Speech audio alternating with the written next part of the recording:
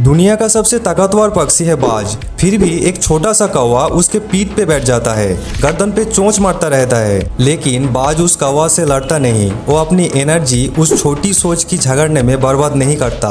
वो सिर्फ एक काम करता है, अपना पंख फैलाता है और आसमान की ऊंचाई की तरफ उड़ता चला जाता है। जितना वो ऊपर जाता है हवा का दबाव बढ़ता है और उस कौवा का सांस लेना भी मुश्किल हो जाता है, क्योंकि उस कौवा का औकात ही नहीं है कि उतनी ऊंचाई तक जाए। जिंदगी भी कुछ ऐसी ही है। तुम्हें डिस्ट्रैक्शन करने वाले लोगों की बातें, नेगेटिविटी, प्रॉब्लम्स सब उस कौवे जैसी ही है।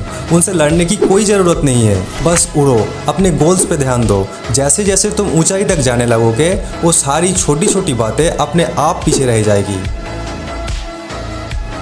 दुनिया का सबसे ताकतवर पक्षी है बाज। फिर भी एक छोटा सा कौवा उसके पीठ पे बैठ जाता है, गर्दन पे चोंच मारता रहता है। लेकिन बाज उस कौवा से लड़ता नहीं। वो अपनी एनर्जी उस छोटी सोच की झगड़ने में बर्बाद नहीं करता।